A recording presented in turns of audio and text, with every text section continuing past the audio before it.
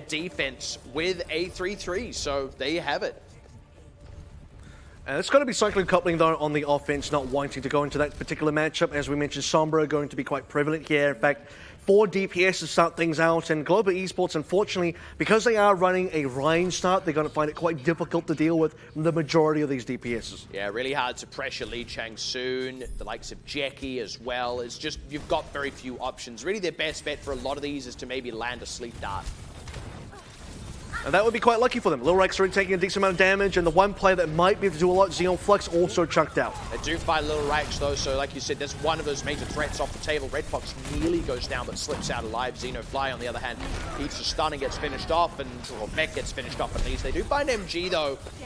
So res for it though. Cyclone coupling already with that 1/3, now eking it up to a 2nd, 3rd. Global Esports really struggling to keep physical presence on this point. It's only temporary respite because the res coming through, and now you have a case where more and more picks from Cyclone coupling. Eventually, this defense falls apart. Global Esports hit a point where they just kind of have to start backing off, and anyone who's not able to make the move gets left behind to die.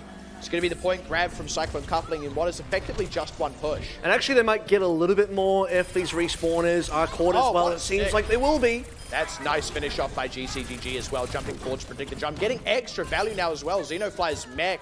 You almost might leave the Baby D.Va alive there, but they do get the finish off on Xenofly. It's a lot of extra time and space. The Baby D.Va has a reset just around the corner, so fair. Doesn't really matter at the end of the day. Extra 150 on the for extra ult charge there for Cyclone coupling. Getting the early positioning here is going to be quite nice as well, just to be able to pile in more damage, force some resources out. And for Global Esports, where do they finally stop this current position? Where do they finally get this fight? GCGG is nicely set up back here to harass behind these shields and is still close to a big health pack. As the fight moves towards the cart, though, that situation changes. Cyclone coupling still, though, coming in with a lot of ultimates. Ooh, Jackie eats his own rocket barrage. I believe that was just face blocked by Luke, who got a nano boost to keep him in the fight. They do commit a res, though. Yeah, Luke also used the bubble there, so for Cyclone coupling now, okay, one less member, but they do res back in. Ultimates in play now. Fallen just gets so much value out of that minefield. The area controller as Global Esports rather, are still trying to move around this corner to approach the cart and take the fights. They just have no trouble cleaning off these members. And no ultimates as well for Global Esports. It's about 2 fights in a row now. Xeon Flux has had a nano in there, now swapping over to the Moira instead, and very likely going to be losing B without being able to use anything like a Graviton Surge or the rally that's about to come online. They will be able to defend C reasonably well, but at least for now, this has been a huge snowball. Oh, and it only gets more snowballing with that EMP. They haven't actually finished these members off, though. It's taking a long time. Luke barely stays alive for so long, but they still manage to get it done. That sound barrier there, unfortunately, only buys them a few seconds. And I mean, what do you do? Commit a grab. You're not going to be able to follow up on it. They do buy some space, though, which is perhaps more critical. And the problem is they've committed a sound barrier into a losing fight where they've already lost a point as well. And actually, I mean, technically the cap's not gone over. It does now. My apologies. It does go over now, but in either case, they have committed a couple of ults into a losing fight. Now, what this also does mean is for Cyclone coupling, the decision is made where they don't have to try and snowball the sea with these DPSs and lose potential ultimates. They've committed those ultimates, gotten the cap off that, won a fight off that, absorbed the ultimates from Global Esports as well, and now have the capability to completely reset the playing field in terms of ult economy and go into a neutral for C, which is the best place to be. And that is a neutral where MG is stripping well ahead of everyone else in terms of ultimate charge. They do lose Red Fox, though, so this might just be a bit of a wash, this fight. They need to not lose more members. Luke's in a lot of trouble. Luke, actually. And that could be the member that goes down next. In fact, Global Esports managed to keep him alive, so the fight still is on MG, being the one that has to turn the tables. Hasn't quite found a flank yet, so might have to just throw in a translocator. Red Fox is back with the team, though, at least.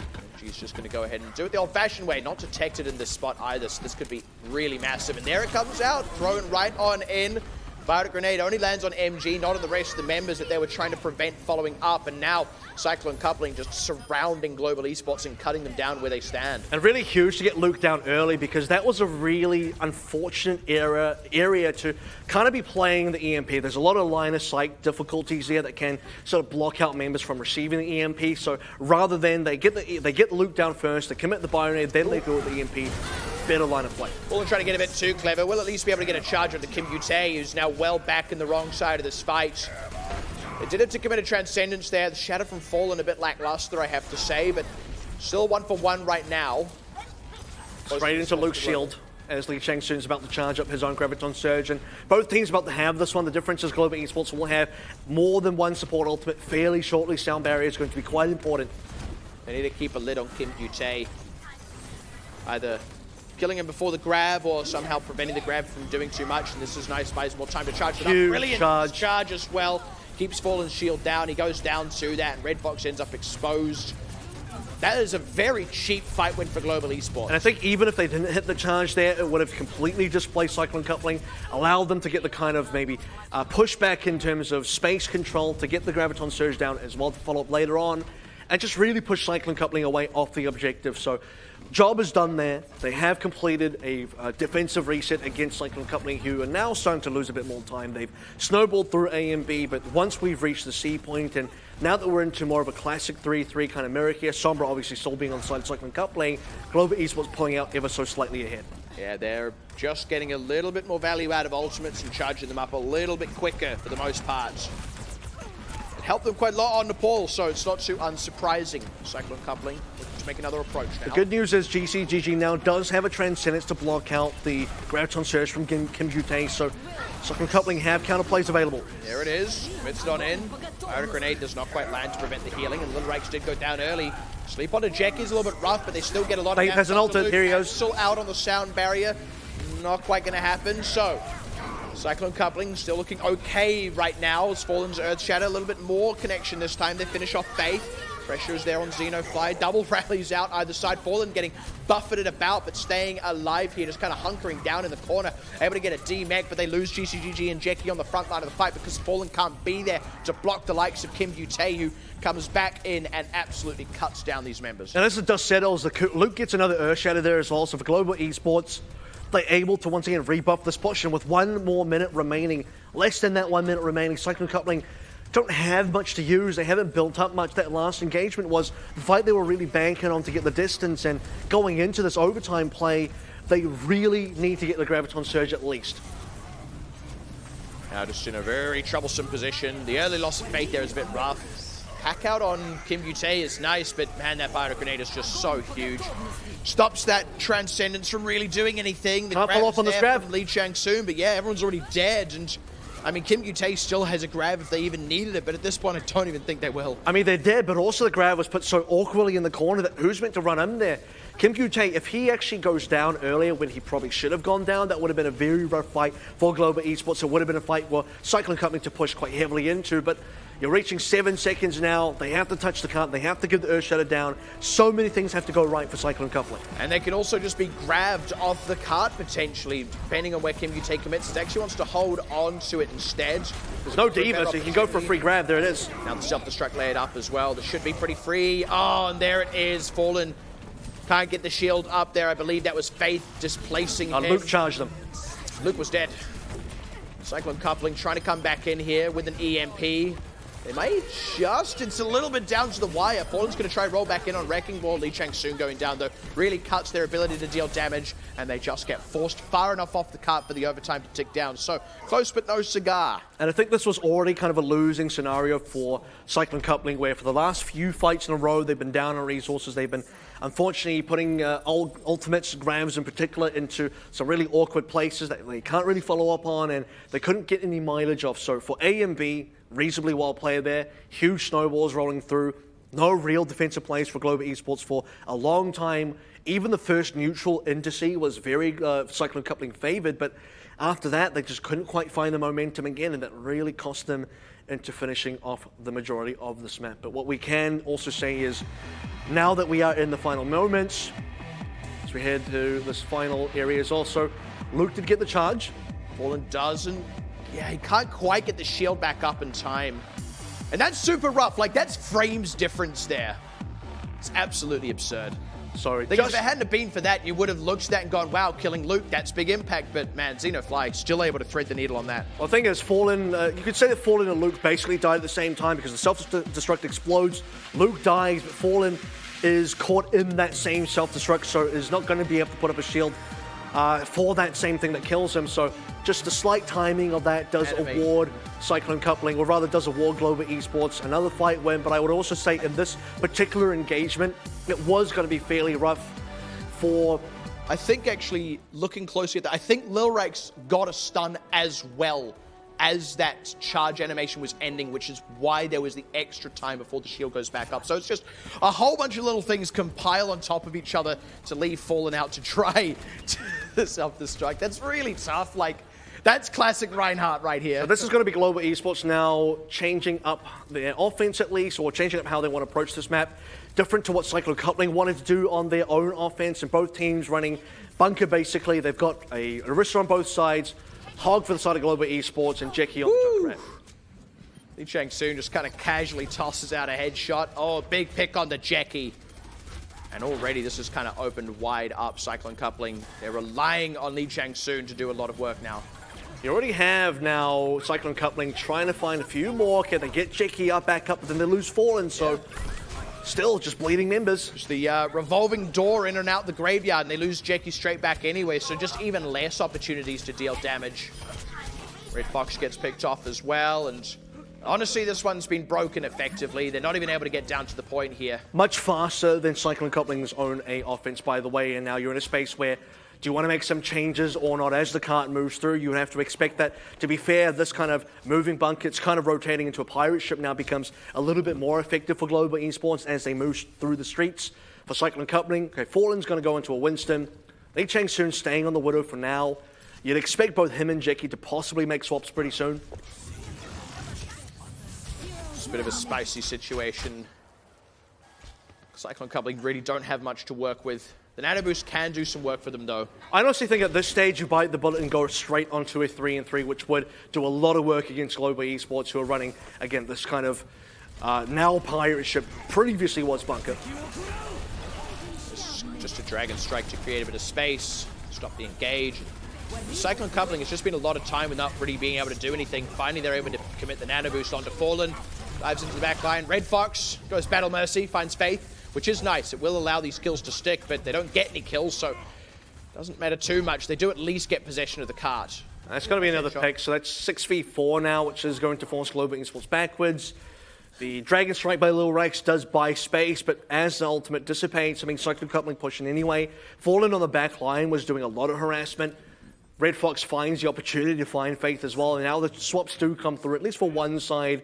And this is now where you can expect Global Esports to really push through this defense, because Cyclone Coupling are not really running the kind of composition that can deal with the standard 3-3. Cyclone Coupling just getting pushed a little bit back. Nice biotic grenade. Doesn't slow down Global Esports too much, though, realistically. Oh, that's maybe a bit of an overextension for Luke. He might just be able to get away with this one alive as the self-destruct found Lee Chang-soon. Cyclone Coupling are trying to press in with ultimates, but Global Esports have actually done a good job of drawing them into a bit of a trap. They do finally lose Luke, but Fallen might just end up down in a counter trade here. MG barely gets a self-destruct in time to preserve the mech, but actually it ends up allowing them to trade supports. Good GCGG did go down. I think the most important members of Cyclone Coupling have already fallen over, though, so as the cart goes back in control of Global Esports, they're soon to be pushing through, and Cyclone Coupling is still waiting for respawners. That's the thing. You just don't get enough mileage out of Jackie on the Hanzo here. Oh, just kind of walks into the team there. Yeah, he's trying to reset. He wants to suicide, maybe take someone down with him. They are looking to change anyway, so Cyclone Coupling Fallen now onto the Ryan. They're in some ways kind of setting up for C, but also in some ways if they can defend this B position, they'll have a reasonable lead as well. So on the whole, they didn't really slow down Global Esports a whole lot, unfortunately, and maybe might just be wishing they went to the 3-3 a bit earlier, but at any rate, they're on it now, and they are looking okay in this fight, especially with the biotic grenade on Luke, getting him low. They don't finish him off.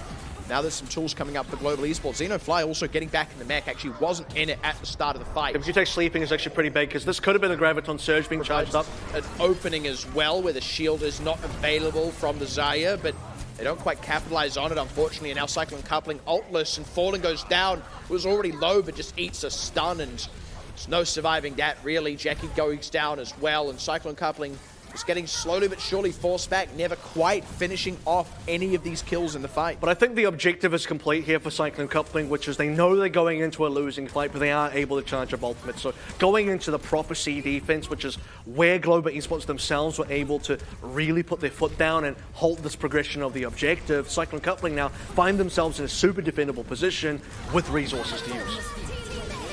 Just a grab Nothing to see here. Luke on his back. Sound barrier to save him. Self-destruct nicely placed. Can buy some space. Finds GCGG as well. And are you kidding? I love the remake kills. It never gets sold. But the fact that it's on Fallen is just super brutal. This has left Cyclone coupling reeling, having to give up so much space. And I think not losing GCGG there would have been obviously ideal, but it only gets one member, and the self-destruct is so far away that if Cyclone coupling just pushed aggressively, kind of sidestepped that one, they would have still had the right kind of members. They had the early shadow down as well. You look at Faith, he's one that had the sound barrier that now pushes Global Esports rather towards the finish line of the objective. Certainly not over just yet, but where Cyclone coupling have struggled to find value in the last fights, they now must find a lot of value. They don't get it from the grab self-destruct combo, and Fallen gets on his back as Luke pops the shatter.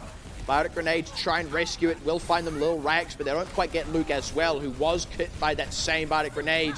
Computer has to get a grab here, and Luke does have to live as well. That Iron Aid bought Cyclone coupling a lot of time. They are forcing Global Esports back is the more critical thing.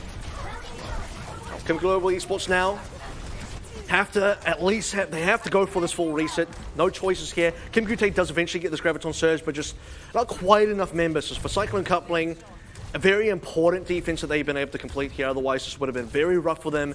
You do still look at GCGG. Landing that Bionade gave them that defense they needed. And now time's starting to run a little bit low. Oh, what? Now stuck in a grab. Fallen.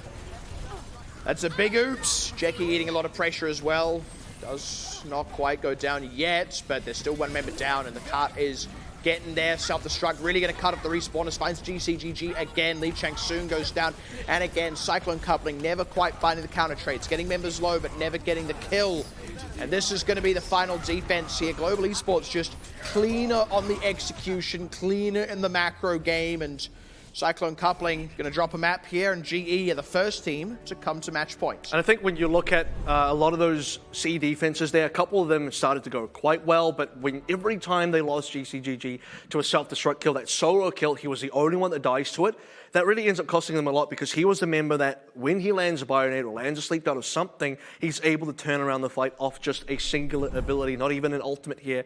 And for Cyclone coupling, they needed a little bit more time to just, again, dig their heels in, get those important ultimates up, slow down the Global Esports, and it just seemed like Global Esports never lost or truly lost the momentum that Cyclone coupling themselves did lose on their own C offense. So Kings Row now going the way of Global Esports 2-1 in scoreline. A and B pretty comparable on both sides. And it does just feel like, on the whole, Global Esports' macro game was just a bit healthier throughout both their offense and defense, and especially on, like you said, C where it mattered the most. They always had ults and very necessary ultimates. Cyclone coupling, on the other hand, they were struggling to charge them up. They were sort of keeping pace, but it would be like 3 ultimates to 2 ultimates, or 4 ultimates to 3 ultimates, and just that combined with execution not always coming through for Cyclone coupling where it was for Global Esports. They couldn't really keep up, and I think that will still plague them on Dorado. And I think as well to add to that is you have this flow-on effect of when you are on B and you are still kind of playing a double sniper composition, when your opponents on the offense have now successfully changed onto more of a standard GOATs, and you are still trying to, you're in this kind of transitionary period where you probably know you should be going to GOATs, but for whatever reason, you are still stuck on this double sniper. And at that stage, you've gone onto GOATs a little bit too slow, which then affects how quickly you can get these ultimates up for that C defense, which is what really you should be focusing on as a team, knowing that B is pretty much mostly lost here. You don't quite have the kind of resources left to defend, and your opponents are getting a leg up in terms of resources as well. So talk about macro gameplay and ult economy and how Global Esports seemingly were just that far ahead. That is the kind of economy snowball in a way, the economy flow and effect from earlier compositional eras on the side of Cyclone coupling. And it's a shame that Cyclone's coupling aren't quite keeping pace in that regard, because I would say actually they were. In fact, they were doing better when they were on that sort of 3-3 into 3-3 back on Paris. So you wonder what's changing here, like what's not working anymore. You would feel like it should be even more competitive than what it currently is. And I don't think it's coming down to the odds. I think it's coming down to where certain picks are coming through, because again, you have to highlight the solo self-destruct kills on GCGG twice in a row, which I think both times seriously impacted the quality of that defense, because he was, again, a member that was really impacting it in a positive way. And then on top of that, you have, unfortunately, we talk about the flow and effect of slow compositional changes that slowed them down on getting proper ultimates in time. But we do move on to now map number 4. 2-1 again, the scoreline for Global Esports. Next map will be played on Escorts. Let's go ahead and find out how that works. Welcome to Watchpoint Gibraltar. This is Escort. 2 teams face off as either defenders or attackers. This is the payload. The attacking team has a limited amount of time to escort the payload along a set path containing 3 checkpoints. The payload only moves forward when an attacker stands near it. Defenders can delay the payload's movement by standing nearby at the same time. To get moving again, attackers must clear away the defenders by force. Every time the payload reaches a checkpoint, the attackers score 1 point and gain additional time on the clock.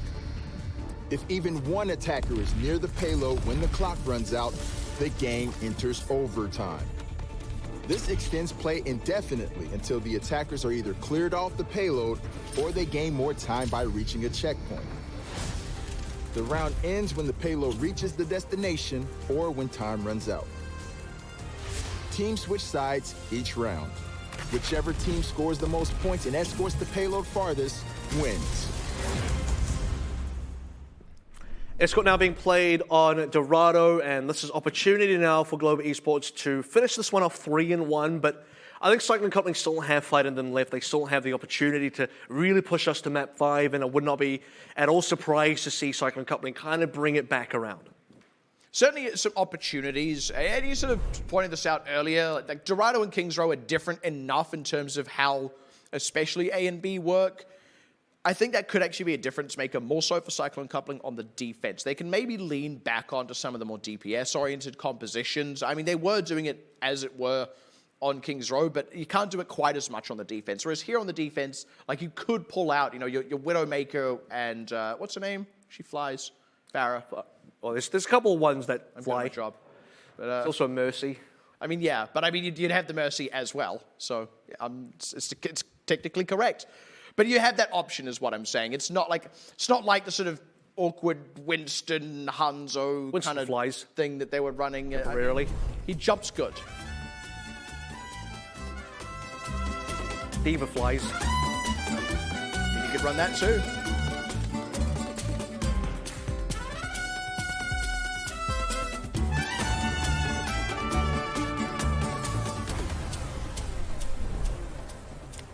You know what? Run all of the above, except maybe the Winston. And for Cyclone Coupling... No. All in. All right? Commit. But we have actually seen kind of those compositions. I would argue that the Pharmacy here kind of takes the place of what the Winston would be doing, and that's the other variation, right? We're starting to see Punkers now that have double main tank Orisa and Winston. For Global Esports, though, now seeing that this is going to be a bunker defense, there is going to be a Pharmacy as well. Kim Gute out on the Widowmaker. One more shot on Jackie would do it, but doesn't find it. Just letting him know that he exists, just letting him know that you don't want to be flying in that area. No fly zone. Sion Flux is going to come out into the Roadhog. I do like this. We did note last time we saw this, though. The lack of Ana, where Cyclone Coupling is still running it, can be a big difference maker. And this is where if GG can make the difference as well, he has to be able to land his abilities properly, and there is still a Diva in play, so Global Esports with Xeno flying. Ooh. Can still nullify a lot of that impact, but speaking of, I mean, if Luke doesn't get res here, it could be big problems. Oh, the extra rocket onto Kim Gute will find it. Does at least take Lee Chang-soon down first. Still no reses. Probably can get the res on Lee Chang-soon, does come in now, so Global Esports still just kind of held at bay for the time being. And I suppose for Global Esports, they don't need the res as much with the closer respawns, but what it does then do is cost them a little bit more time. And for Cyclone Coupling now, time is important because they have ultimates that are sooner to be charged. At least both Mercies will be getting Valkyrie at about the same time as well. Red Fox took a lot of heat there. Stayed alive though. They do still need to be careful of the Roadhog hook, especially if you want to go in for the Rocket Barrage. Huge amount of pressure onto Jeki, and that's the correct play to be making when you know the Rocket Barrage is imminent. He just can't really go in for this right now. Yeah, also can't quite find that last necessary shot. Oh, nice DMAC onto MG as well. That alleviates a lot of, I suppose, a lot of damage mitigation, and with that, Jeki ends up going down. Red Fox might have to try and find an angle for a res, but as the payload moves further forward, you lose the round, you lose the ability to go for the res, and yeah, died trying to get to it, and Luke is going to be able to clean up those kills, but Global Esports just kind of slowly but surely forcing Cyclone Coupling out. And I think that's a disappointing loss for Cyclone Coupling as well, because they needed to burn so much more attacking time off to justify this kind of composition. 2 minutes is about par. That's about what you'd expect for Global Esports. In fact, based on the Cyclone Coupling's lead, they should have been able to get so much more. Rocket Barrage had to be given up by Jackie, changing over to Hanzo, now onto the Roadhog, and Red Fox dying mid-res, everything going so poorly, sadly. Silver lining, I'd say. I do like Jackie on the Roadhog. It's sort of what I was talking about earlier. They're able to run it without having to forego the Ana. Ana can be especially powerful against the Roadhog. We do need to start seeing a little bit more impact out of all members. Ooh, That's a huge eat, though, so yeah. Beginnings of it. Shove the strikes laid forward from Xenofly. Does find GCGG. You gotta be kidding me, dude. They lose some structures on the front line. They commit the res on the back, but they've lost all the forward pressure anyway. And Luke, the only casualty, gets res back in. So Global Esports having really no trouble keeping, again, the Cyclone Coupling at bay. I think there may be a compositional swap now as we start to head towards the end of B and the start of C. And for Cyclone Coupling, I guess to at least, I don't know, make an excuse for him. Ooh. It is much more difficult to hide away from the self-destruct as an Ana when you move really slowly, and I don't know, there's just not a lot around there. 3 for 3 though, it's rough, right? It's rough to say the least. It definitely hurts. Just give him that much. GCGG has now come out on a Hanzo. It's like, I want to be able to move. I want to dash or something. Oh, Kim Gyu Tae able to find that. Lee Chang-soon was lining it up, but didn't quite have the angle. So again, it's just Global Esports chipping ever so surely away at Cyclone Coupling. They do find Luke, though, and DMEC on Xenofly. So Cyclone Coupling have found somewhere to dig in their heels a little bit here by taking out a bit of that front line. Do still need to be careful. They can still get picked off here. I see a Rissa Hog that is defining this gameplay so far, and Jackie does confirm the kill into Lil Rax as well, so that is definitely going to be the reset for Global Esports finally. And for Cyclone Coupling, it seems like it's been a while since they were able to stop the objective. Now they have some else to play with as well, and I think it really starts with, okay, you have some very contentious fights. MG eats the Dragon Strike coming through from Global Esports to begin with, and then the fight is fairly 50-50 from then on. Global Esports now look to make a proper change onto a 3-3 there, gearing up for a push into C as well. This will, if they do win this push, put them in a really commanding position to take the map. Even if they don't, Cyclone Coupling may have to consider a swap before log anyway, so Global Esports are sort of setting up for having an advantage later on down the line in what should be a mirror matchup. And I will say the Hanzo at least still makes sense here because, okay, high ground is quite a big factor for Dorado, and let's see what the self-destruct does. Finds Red Fox. GCGG's like, see, I escaped it this time, but he's not going to escape death, unfortunately. And Cyclone Coupling, for all those ultimates, are not getting a lot done. They've found Little Rax and Xenofly's mech, but it's nowhere near enough to sort of undo the damage done by Global Esports that they really just did by tossing out quite casually a self-destruct. And it just seems like time and time again, Global Esports almost casually tossing them out. They are aimed in a certain way where he is probably more likely to kill, but at the same time, the fact that we are not seeing members safe from these self-destructs is costing Cyclone Coupling a decent amount. We're seeing Cyclone Coupling starting to make the swaps over onto the 3-3, but it's all sort of bit by bit. Fallen's made the change onto Winston. GCGG doesn't want to swap just yet. He's got Dragon Strike, and Jackie as well didn't actually die, so he can't swap. But they are at least finding a way back into this fight. Transcendence from Xeon Flux is good. Buys Xenofly more time, but still going to get DMX. Now Kim Gyu Tae going to throw out the grab, actually. Nope. I found that, nope, yeah, getting it eaten is what it is. And I mean, I think committing it would have been a mistake to begin with. Getting it eaten is just insult to injury. Cyclone Coupling are going to end up holding on here. And they utilize the respawn advantage. Okay, the card is very close to C. This is where Cyclone Coupling can still have a bit of reinforcement advantage here, and then having ultimates that they can use themselves on top of denying very crucial ultimates on the side of Global Esports is now considerably slowed down this push. In fact, Kim Gyu Tae, understanding, okay, with only 20 seconds left, unlikely to get another Graviton Surge, basically impossible, is going to go into the Widowmaker instead. He is going to try and contest both the Snipers and Red Fox on the side of Cyclone Coupling, and a big pick could give GE their opening. Like that. Well, still a res though. Yep. We'll see if that comes through. No, there's not actually, not anymore for Global Esports. Faith is onto the Lucio. It's a little bit of a tough break. Lee Chang-soon's getting hard pressured right now by Luke, but hasn't gone down. He's just wasted so much of Luke's time. Finally gets finished off, but Xenofly gets DMX in the meantime, and now that Primal Rage has run out. MG finds a couple on the backline, and now a res can come in. Suddenly Luke finds that his entire purpose was for naught. It's Fallen's turn now to get aggressive, trying to get a bit more work done. Lucas finally finished off. The overtime slowly but surely starting to disappear. Faith will be able to commit a sound barrier. Will buy him and Kim Yute, Lil Rax a little bit more time, but Cyclone Coupling still had the majority. They forced them off the point with the whole hog, and not gonna lie, that is a surprising but impressive hold. And in some ways, it seems like the bill is due because you eat so many self-destructs yourself, lose your Ana play, lose GCGG so many times. MG's like, here's one back, and at a more crucial time, arguably, where, okay, it's about the final push now, we are going to be able to get certain specific kills, and on top of that, you have him also eating 2 crucial ultimates almost in a row. You have Dragon Strike early, run a couple fights back, and then a Graviton Surge. MG, for this particular part of the map, has been out of his mind and has been a huge factor in maintaining this B defense and making sure that we did not get to see.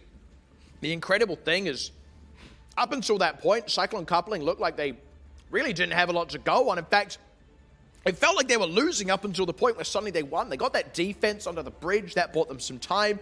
Next fight, they have an advantage, but they come back in, Global Esports, I mean, and, well, Cyclone Coupling had the advantage, but Global Esports came in and still won the fight, and yet Cyclone Coupling barely pull it back. Suddenly, we're in last fight territory. They win that one, and it's like, oh, well, I thought they were about to lose. The thing I find most incredible is that it's Global Esports changing onto more of a standard 3-3, thinking, okay, this would be the kind of composition that we can use to push the card across the line and get into C, where we will also have an advantage, as Cyclone Coupling themselves will then need to make that same swap. However, you have still a lot of high ground to play with.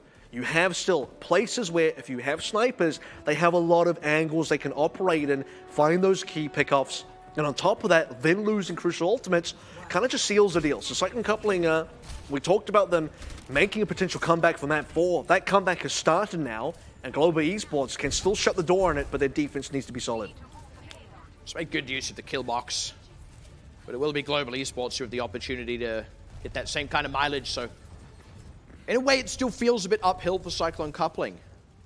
But I think the foundations have been laid, so now do they build a structure on top of it, or a well-standing one at that, and Xenofly is going to be the one member across the 12 that are going to make things a little bit more different because he's on the Sombra. Otherwise, this would have been a perfect mirror on both sides. Or will it be poorly built, but still impressive to look at, like the Leaning Tower of Pisa? They are running something, I would say, impressive looking. It's been impressive to watch, especially these snipers play out in Jackie versus Lil Rax. Neither has conclusively got the better of that 1v1. And neither has really, and talking about the Fires as well, neither of the Fires have really conclusively had any leg up on the other ones, and it's a bit of a key duel here. What, Kim Kute just stops wasting time and finds the Ana instead? Yeah, it's a big one. Good pressure onto MG as well. Now Fallen kind of hung out to dry, no way to get back. This is where you expect the cart to maybe stop a little bit. Still on Cyclone Coupling to get it back under their control and back underway. And by the way, if you do see either one of the Widowmakers or the Fires go down, that will give basically a huge window for the other team that has both alive, because the Widowmaker has to keep both the Fire and the Widowmaker at bay on the other end. So huge job for both Kim Yute and Lee Chang-soon in this particular matchup. Xenofly now EMP up and available. Global Esports should be able to hold it again. Decided to go in for a Roadhog as well, so Jackie's actually swapping off the Farah Mirror. They value the extra pick potential. I think that's smart as well, especially when you consider you've got Xenofly here, who does have an EMP. I also do believe that the defensive Widowmaker has a bit of an advantage in terms of positioning versus the offensive one anyway, so Jackie just doesn't want to take the chance as the Fire receiving those shots. Lil Rax slipped. Xenofly still maybe wants to commit to this. No, decides better of it without the extra follow-up from Lil Rax. But now actually Lil Rax is back awake and can just bully Lee Chang-soon on this back line. Oh, there it comes. Lee Chang-soon finally able to find the angle, and Lil Rax down opens up a lot of possibility. That is going to be an EMP coming across, but Faith gets finished out, and Global Esports haven't taken too many casualties here. They've even got a closer respawn anyway. The res comes in onto Jackie. That is a huge play advantage. Stored. Ooh, MG doesn't quite get back in the mech, but honestly, Jackie is more than happy to do the work required. So Cyclone Coupling do break the hold. And I think this is where you have Lil Rax and Faith just punished for their positioning. They see that Jackie has changed. They see that, okay, they don't have to deal with at least that player, but look, Lee Chang-soon's still in the field. You still have to be careful, and Lil Rax gets sniped out by him. Faith is then caught in the middle of nowhere. Dice Lee Chang-soon's Widow Mine as well. So one player takes down both members of the Pharmacy combo, and Cyclone Coupling walk in, res their only lost member, and reasonably clean for an A-Tech. It took them a while, but they got there. It's also worth noting that without Little Rex, you're very limited in the value you get out of that EMP as well. So, with that, Global Esports kind of have to reconsider. It's a stun, stays alive. Valkyrie pop, Rocket Barrage, very aggressive, but not getting anything for it. Luckily didn't go down. Biotic Grenade will give them pause though. Cyclone Coupling continue moving forward. Lorax survives. He's been beaten and bruised. I mean, he got hooked in, he got nano, then he got slept as well, and bioed after that. Global Esports will get the better of this fight, at least for now. Team UJ has found some good angles here and hasn't really been pressured all that much, but this is where Cyclone Coupling they can just kind of keep moving forward. Global Esports have to keep repositioning further and further back. And the continual progress is important because they lost a lot of time onto A, so they have to make up for this onto B, where if they get across that finish line, they will take us to map 5. They have the ultimates. Self-destruct helps give them even more space. They just want to get this cart such that if they win a fight, they cap. And they've actually found Xenofly's mech as well. All in sleeping. It's a big advantage. Falling gets woken back up. GCGG can land everything in his toolkit. And there it goes. Gets Xenofly to add insult to injury. That same Biotic Grenade catches Luke. It's a lot of picks. To get finished off. And the whole hog as well. That should be it for Cyclone Coupling. Like I said, they got the card to where they only needed one more fight. They win that fight. They're going to tie up the series. And we go to Busan. And honestly, B just looked effortless from Cyclone Coupling. They entirely rolled their way through. Okay, there was a minor stop up towards the beginning there. A was more contentious. A took a long time. Yeah. You start to have some doubts about Cyclone Coupling's ability because if they take too long on A, maybe they don't cap B at all. But they show us, they show everybody. I think it all starts at that B defense.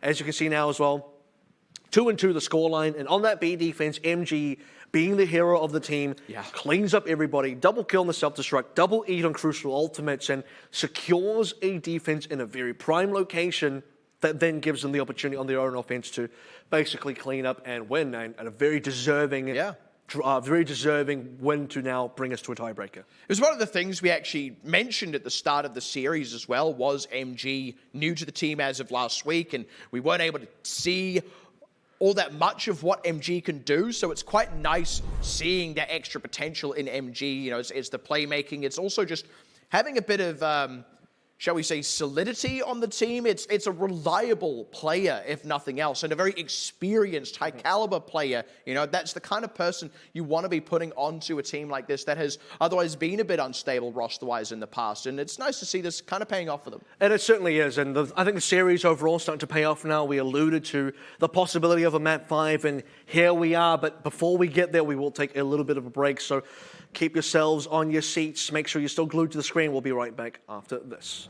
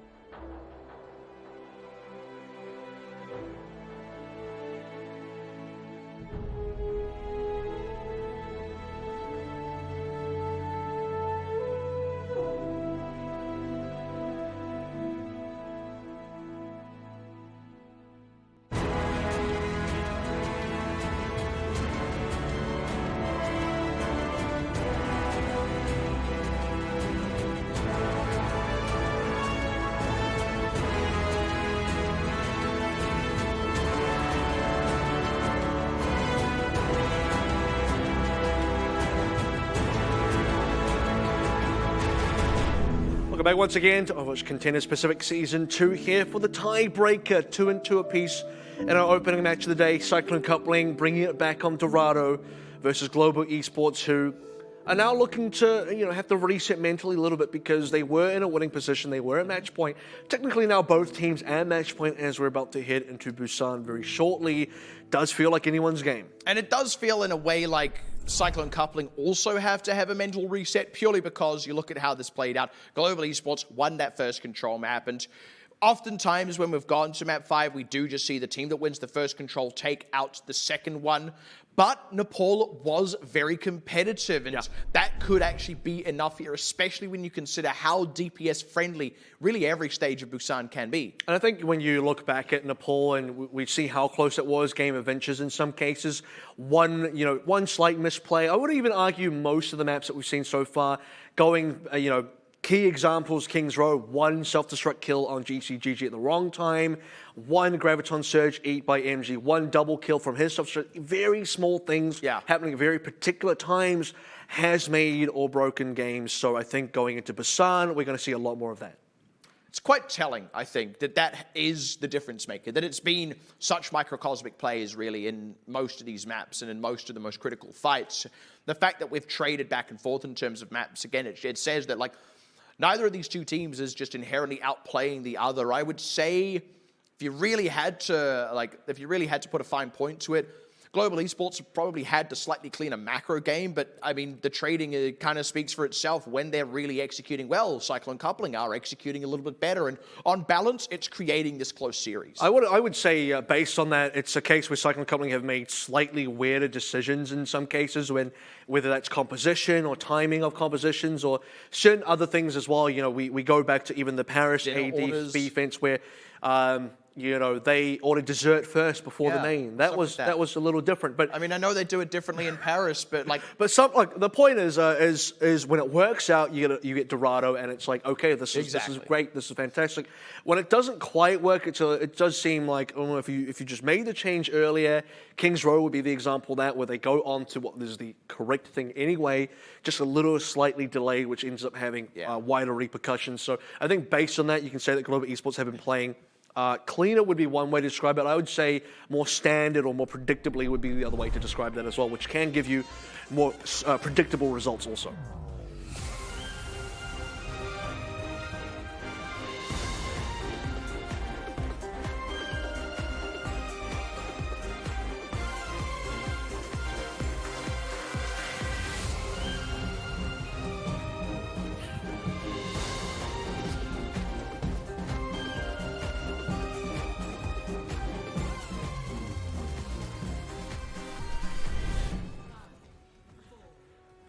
You're just so impressed by that. Look at that jiggly cow. No, the cow, the way it's just kind of moving about. Anyway, it reminds me of myself. Wow. It's going to be Soldier again rolling out the gate for Xeon Flux. We saw this actually back on Nepal of all places on Village and kind of mixed success. I think they're going to be lacking in a lot of the actual healing here, but what they are going to get is a lot more damage, and damage being translated, unfortunately, onto Xenofly instead. That's the thing. Even finding Xeon Flux as well. Ooh, that's pretty brutal. That 2 for 2. Ends up making it a trade, but Resin for Xeon Flux, so Global Esports in a actually slightly better position right now, at least until Red Fox can commit a res. Nope, not going to happen if Luke kills you. It's probably why he couldn't commit the res, just taking too much pressure from the Wrecking Ball, and suddenly Cyclone Coupling not finding any counter trades. And this is where, okay, the point is finally unlocked here. We have Resurrections coming up online, and for Global Esports, despite losing members quite early because they trade those members equally fast and then almost equalize, in fact, get their own advantage with that res first, they're going to be able to find a little bit more damage output. You need to see GCGG really be able to have the healing offset the extra damage. On top of that, the sleep down the Bionades come through for it to be quite effective. And I think that sentiment would be correct as well. I mean, Cyclone Coupling are just getting outpicked here time and time again, and it's lost them a good 30% now that Global Esports have gained on the point. Probably more before they even win a fight. When all else fails, go for the Halt Hook. And going over to Roadhog and Orisa to achieve this. Still going to keep the Widowmaker for now because it still has a decent amount of pressure against specifically Lil Rax the Fire, but also against Faith and Kim Gute.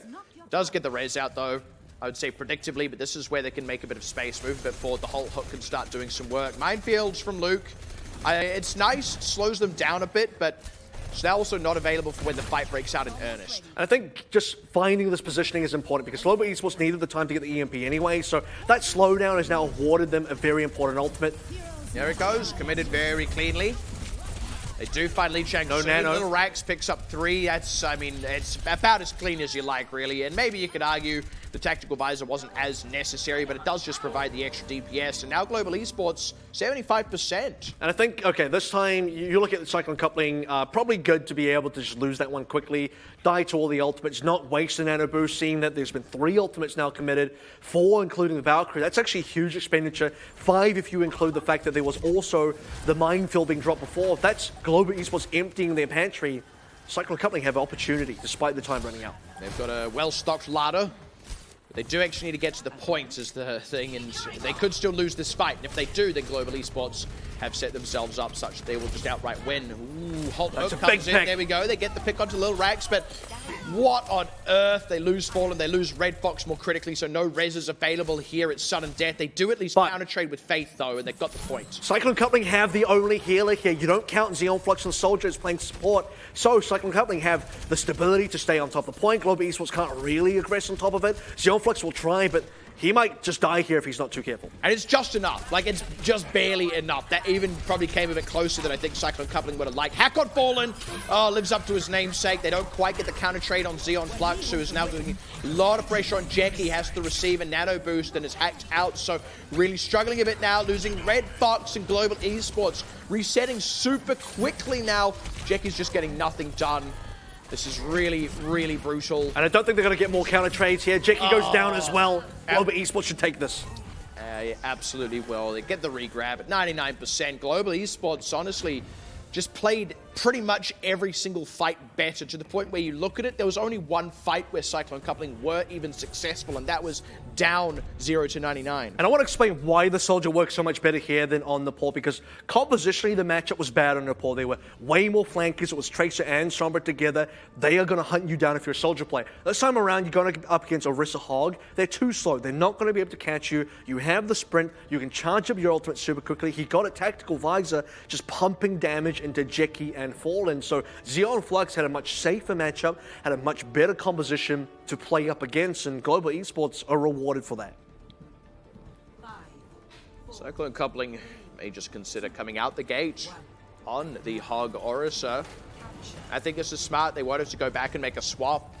But they are playing into the same matchup again. Xeon Flux starting out on the Soldier. It's unfortunately going to be bad news. Unless someone can really flank on him, MG has to kind of dive there, which would be dangerous to him as well. Xeon Flux should be fairly well protected.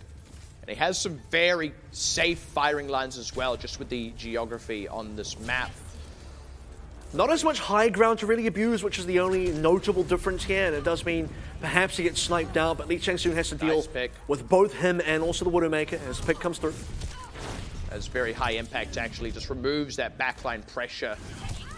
They are still receiving some pressure on the front line, but another shot onto Kim Gute means there's now even less kill pressure out from Global Esports. It's basically all on Xeon Flux and Lil Rax, and With Cyclone coupling on the point, it only gets harder. Wow, double shot to find Faith. Lee Chang-soon really starting to pull his weight. And I think he needs to as well, because he's the key member on the side. He has a job where he has to take down 3 members. Global Esports now going to make a huge compositional swap up and saying, why are we buying into this entire DPS gameplay? Sure, it's probably got a decent matchup, but at the same time, if we play a more standard 3-3, we even saw a potential May coming through as well. Yeah. That is also a better matchup, and it's less risky, it's more safe. It gives you more predictable results because you are playing 3 members that can get taken out by Widowmaker, your own Widow, your own Pharmacy combo plus a Soldier, so why take that risk when you don't need to? Exactly, and this does seem like a smart choice for Global Esports, who also only just need to get the 1 point, and they'll finally close out what has otherwise been a very sort of harrowing series. I think it would be quite poetic, as it were, if the reason they end up closing out the series is, like you said, swapping on to the slightly lower variance team composition. And I think they don't need to buy into what Cyclone coupling are doing. Yes, maybe they want to be the ones running more offbeat picks, but as we see this, okay, Xenofly thought about running onto the May. Doesn't want to, again, take an unnecessary risk. May also not great in this particular matchup. So more standard. I almost expect Cyclone coupling to, if they lose this camp, to make their own swaps. Would certainly make a lot of sense. May still get a bit of value here. They're not really super close to any ultimates, though. So unless the whole hog comes up over the course of this fight, they are likely to just get muscled off. Good damage on Luke, though. They're able to get the finish off there. So Cyclone coupling are off to a decent start in this, and Lee Chang-soon has been able to sort of wrap around. The crossfire is really starting to harrow Global Esports, who are just losing member after member with no real counter trades. So what you see here from GC, GG, and Lee Chang-soon as well, the double snipers, is they're trying to find crossfire angles, and they don't want to be caught in the brawl of the melee that Global Esports want to engage in, who themselves, as a 6-man unit, want to drive themselves into Jackie and Fallen, this Holt-Hog duo. And as that's happening, your snipers have to do a lot of damage in that sort of space, so they were able to do that. No ultimates for Global Esports either. After this reset, they should be looking a little bit better. The Ryan would be better into the matchup too, so you do expect better results here. Don't know if they'll get another reset if they lose this fight, though. 80%, and you've got a supercharger. Big damage. Oh, that's so huge to find Xeon Flux. Didn't quite make that rotation. Hook in onto Kim Yute. You got that supercharger whole hog combo. They only used the whole hog, actually. I almost would have liked that to be held on to and use both, because they can really shred the tanks. But the timing is important, because he uses it now to stop them from getting on point. Somebody has to touch, and they do. Lucas super low. Xenofly is going to get D-Max. They're struggling to keep pressure on the point here. They do lose Red Fox, though. That's good for Global Esports, who also find Fallen and Jackie trying to square up against Kim Yute, who nearly gets it. Just has enough charge to get the damage and stays alive as well. And Global Esports are going to get that flip. Well disciplined to hold on to the Graviton Surge, because they need to build up momentum to continue winning these fights. It's been 99% going one way. And Cyclone coupling want to double down here. They're staying on DPS comms. Fallen's going on to the Wrecking Ball now. Jackie's back in the skies. And this is them saying, okay, we have the opportunity to change comps, but the comp we want to change into is the one that's going to counter the Ryan. They are able to snipe out Kim Yute there just before he gets behind the Reinhardt shield. That's a really big opening for Cyclone coupling. Good counter trade, though, onto MG. And Cyclone coupling don't have ultimates to lean on. They're just trying to straight DPS here. They can get the Pixie, and that would be important. Xenofly's DMAC'd here as well. They res MG, but lose Lee Chang-soon. So Global Esports kind of holding on at this point, and I like the Transcendence. It's kind of a tempo play. It buys them time for Kim Yute to rejoin the team. And Kim Yute could probably just grab one member here, but they just keep bleeding members. They need to get trades. They're barely stable here, and that's definitely not a trade. Xeon Flux going down, no healers now. The damage sticks. The grab does come out, but didn't really get anything done, and it's looking like this will be the one for Cyclone coupling to come back in. The self-destruct will not be the hero play that Xenofly is after. Rez is there on Jackie. The regrab to come through, and at 99% with Global Esports still taking damage, losing members, getting routed. I don't see them realistically getting back on this one, and we're going to go all the way 2 for 2 on Busan. Series itself tied up 2 for 2. It cannot get any closer than this. And it's going to be huge respect given out to Cyclone coupling as well to just double down on their strategy. And it works out so well because you look at the you look at the Orisa Hog original composition, you're thinking, okay, it's a bit wonky, especially when Xeon Flux is going back on the Soldier, but it's Global Esports that kind of press the issue themselves, and you have to go back and think, was it necessary, was it not? In some cases, it's good for them to go back on a more standard 3-3, but once that happens, you just give agency to Cyclone Coupling to go into what they'd rather play. They would rather start on the Farah. The only reason they're not going to start on the Farah is because they really respect the Widowmaker play from Kim Yu-tae. That's the reason why Jeky's playing the Hog in the first place. If you let him play Farah, they are going to win if you're playing Orion, and that was a matchup given to them on a silver platter. Now let's see who adequately predicts the team comp. It does appear that Global Esports have the better of this starting lineup. Cyclone Coupling, you can't really get as much out of the Farah here anyway, so I don't even know what swap they really make. And this is them potentially... Okay, they are going to play the Orisa Hog into the Ryan standard 3-3 goats, and this is where I do think, particularly on Mecha Base, Global Esports have the far superior matchup, but that's not what the results are saying. Yeah, Lee Chang-soon able to thread the needle to get the final shot on Kim Yu-tae, who, granted, was already low because of good pressure on the front line.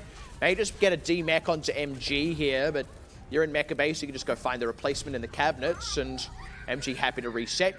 Cyclone Coupling get the points. And I think for Global Esports, they were a little bit surprised that this was the opening comp, and for Cyclone Coupling, double snipers going off to the side. They found the angle on the bridge section, and as Global Esports do the standard rotation for 3-3 goats, their members get caught in the crossfire once again, and just we're not expecting that level of damage to come through. They are now going to try and contest in a very similar composition and see how well that goes for them. Double sniper as well. In fact, it is exactly the same. Fight fire with fire. I do kind of like this, but part of me can't help but feel that the Rhine Goats could have continued to do some work for them. GCGG has got a really nice setup here. So far, largely uncontested. Nearly has a Dragon Strike as well. What I enjoy about this matchup is it's just going to be playmaking now, and here comes the Dragon Strike. Is there going to be a halt? No! Oh, Xenofly does get D-Mexed for his trouble, though, but that's a decent trade. Fallen as well getting picked off due to a nice halt, but it's traded. These Hanzos both getting the enemy Orisas. This is where Cyclone Coupling can start to run away with it, though. Oh, man, the trade's just coming through rapid fire, and I actually think Red Fox killing Faith is probably the most impactful one when all is said and done, because it keeps healing in the mix where now Global Esports have none. And now this is where you get to continue ticking up objective time for Cyclone Coupling, even staggered kills on members like Kim Yu-tae, and in this kind of matchup, as I was saying before, it comes down to individual playmaking. Who has the better aim? Who can land more shots? Which sniper is more accurate? Which bow wielder of the Hanzos is going to land all those arrows? And who gets the Halt Hook combo? So many of these plays is going to define the result. This time the Halt Hook is going to be Luke and Xeon Flux. They find Jackie, which is pretty nice, and in a very unresable position. They also come in with a boatload of ultimates. This is where Cyclone Coupling need to desperately get a counter pick. Nice placement on the self-destruct, and they're just sitting ducks. Beautifully landed from Xenofly, and that's going to be them finally getting some presence on the point, and not a moment too soon. And by the way, perfect in terms of the actual height to explode of that. You have to really be able to calculate things like this, because the safer, more guaranteed way to proper self-destruct is on the bridge itself. But if you do that, everyone just runs to the opposite side of the shield. So to do it's kind of off to the side angle, to sort of catch everyone at the correct height is not an easy thing to do, and that is going to deliver now the point over to Global Esports, finally, who have a bit of a mountain to climb in terms of objective. This is match point, by the way, and Cyclone Coupling could be looking at a comfortable win. Another hook comes in onto MG. It's that. Okay, that's just a little bit of a wacky one. I think that might have been... That's the Dragon Strike. Dragon Strike. Sorry, GCGG's Dragon Strike, rather. He is dead as well, so insult to injury. MG gonna look for the hero play here. Tosses it forward, won't find anything. They do get the res off at least. It buys them time for that, so both teams all squared up. And Valkyrie is gone now as well. Jackie does have a whole hog coming up, so that could be the advantage for Cyclone Coupling. And Global Esports need to hold on for dear life. They're 50% and they need to win another fight to push to overtime. Does go down. Jackie's running the whole hog, though, as they try and advance forward. Luke's taking a lot of pressure, but ducks for cover there. Oh, huge catch on GCGG, who maybe hung around in the open for a fraction of a second too long. And this is where GCGG getting picked up twice is a big deal. The first time gets raised back in, delays the fight somewhat for Cyclone Coupling. Global Esports are able to wade their way around the whole hog effectively, then get the correct counter trades at the same time. So now we're in the space where it will definitely be the final fight here as Cyclone Coupling push in. Global Esports have the ultimates, and they have the point, and they're about to push into 99. This is where we see that macro game profits them greatly. They're going to have so much to work with. The Dragon Strike doesn't get much done except slow down Cyclone Coupling, but you don't really expect much more than that. It's everything else that they have to watch out for. Dragon Strike out from GCGG does separate up Global Esports a little bit, and they get good pressure. Xenofly has to self-destruct to preserve the mech. Jackie caught in the open, doesn't go down to the self-destruct, but the damage the after is more than enough, and it almost definitely will be the game. The res on the Jackie, but Red Fox eats a headshot. Not quite a headshot, just a regular body shot, but it's a fatal one. Little Rax, second Dragon Strike of the fight. It was the first ultimate, maybe the last ultimate here to bookend the skirmish. Global Esports are going to hold on to the point, once again winning what is the most critical fight, and at the bottom of the tiebreaker, there will not be a hero play from GCGG, I think, with especially not with that Holt headshot. The hook headshot, in fact, and feels like it's only a matter of time. They're trying their hardest. So many respawns trying to come back in, but we all know during the overtime with delayed respawners and no counter trades coming from Cyclone Coupling, it was all going the way of Global Esports towards the end there, and you have to really now give credit to the deficit they had to come back from. 94% lead, 0% beginning. They got the 99, they got the 100%, they got the second round out of 3, which did go the full distance. Scorelines the entire way has been completely back and forth, and right towards the end, as we completed 3-2 scoreline for Global Esports, even on Mecha Base, there were so many small, tiny plays that really define things. GCGG losing Dragon Strike twice in a row, getting picked out a couple times in a row, not getting the kind of value that they were looking for. So many small things going the way of GE that gives them a victory. An immense kind of match in a way. I think actually the real heartbreaker of this all is that it means that Cyclone Coupling, for how close that was, for how good that was, you know, they were 0-2 coming up against a team that was 2-0. And even though it was incredibly close, and even though it might have gone either way, they end up walking away now 0-3 with Global Esports 3-0. Yep. So that means that the closeness isn't reflected in the score line. These teams are actually further apart in the standings than they were before. And that's the real heartbreaker. Cyclone Coupling, they do have easier matches coming up in future weeks, but it just adds even more pressure onto those matches. It feels like they should still go 4-3 in general for standings and match scoreline, but they have to win every match from now on to achieve that. And for Global Esports, I mean, holding on to a 3-0 lead to trying to basically keep up to par with where Talon currently is and where Nova probably will be coming up next is going to be quite important for trying to get very high ladder position finishes in terms of seeding for playoffs. But you're right, yeah, Cyclone Coupling, it does definitely suck. There is now a 6-match differential there, 0-3 versus 3-0. They also have to look at the teams that they have yet to play, because there are some quite scary opponents just kind of waiting ahead of them. Xavier is definitely the scariest one. Xavier, absolutely. They should be able to beat Jupiter. They should be able to beat Far East Society. Green Leaves, though, could even be a close one. And if you lose that,